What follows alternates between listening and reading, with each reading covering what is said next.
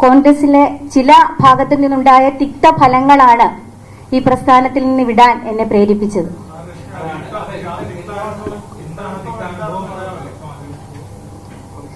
അത് ഭാവിയിൽ അവർ പറയും. ഇന്നിപ്പോ ഈ യോഗത്തിൽ പാർട്ടി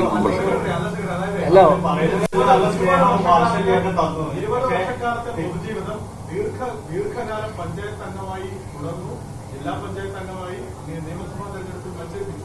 പിന്നെ എന്ത് തിക്ത അനുഭവമാണെന്നുള്ളത് സ്വാഭാവികമായ ചോദ്യമല്ലേ.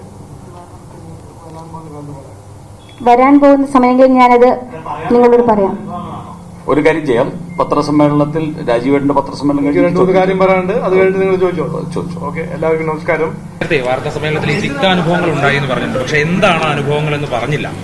തിക്താനുഭവങ്ങൾ ഞാൻ പൊതുസമൂഹത്തോട് പറയാൻ ആഗ്രഹിക്കുന്നില്ല.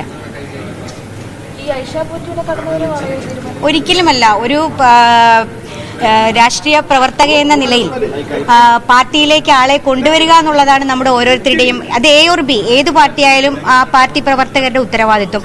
ഐഷ പോറ്റി മാഡം കടന്നു വന്നതിന്റെ ഒന്നുമല്ല ഞാൻ പാർട്ടി വിടാനുള്ള സാഹചര്യം. ഞാൻ പറഞ്ഞല്ലോ, കോൺഗ്രസ് വിടാനുള്ള കാരണം പൊതുസമൂഹത്തോട് വിശദീകരിക്കേണ്ടി വരില്ല. സ്വാഭാവികമായ തിക്താനുഭവം എന്താണെന്ന് പറയാം. ഇനിയും അവസരങ്ങളുണ്ടല്ലോ, ഇപ്പൊ പറയാം. നിയമസഭാ തെരഞ്ഞെടുപ്പിന് ശേഷം കാര്യമായി സാമ്പത്തിക ബാധ്യത ഉണ്ടായി എന്ന് നേരത്തെ ഇങ്ങനെ പറഞ്ഞു. ഞാൻ നേരത്തെ സൂചിപ്പിച്ചതുപോലെ ഒരു തദ്ദേശ സ്വയംഭരണ സ്ഥാപനങ്ങളിലെ തെരഞ്ഞെടുപ്പ് പോലെ ഒരു ചെറിയ ക്യാൻവാസ് അല്ല നിയമസഭ എന്ന് പറയുന്നത്. ധാരാളം നമുക്കറിയാം, ഞാൻ മത്സരിച്ചത് ഒരു വലിയ കോടീശ്വരനോടാണ്. അദ്ദേഹത്തോടൊപ്പം പിടിച്ചു നിൽക്കണമെങ്കിൽ നമുക്ക് ധാരാളം സമ്പത്തുണ്ടാവണം.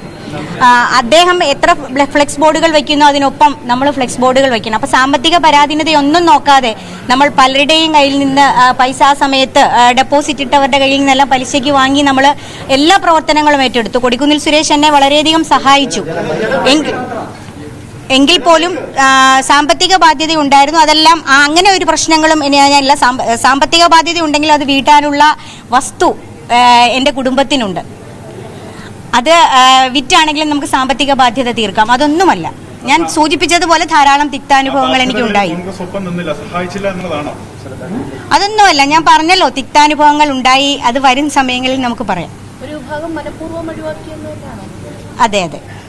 ഈ സ്ഥാനാർത്ഥിയാകുമെന്ന് പ്രഖ്യാപിച്ചു കൊട്ടാരക്കര തന്നെ താല്പര്യം, അത് പ്രസിഡന്റ് അല്ലേ സംസാരിക്കേണ്ടത്, ഞാനല്ല. അത് പ്രസിഡന്റ് സംസാരിക്കും. കൊട്ടാരക്കര കേന്ദ്രീകരിച്ചാണോ ഇപ്പോഴും പ്രവർത്തനം നിയമസഭാ തെരഞ്ഞെടുപ്പിന് ശേഷം? അതെ അതെ അതെ, തുടരും. ഒരു സ്ഥാനാർത്ഥിയാകുക മാത്രമല്ലല്ലോ രാഷ്ട്രീയ പ്രവർത്തകരുടെ ഉത്തരവാദിത്വം.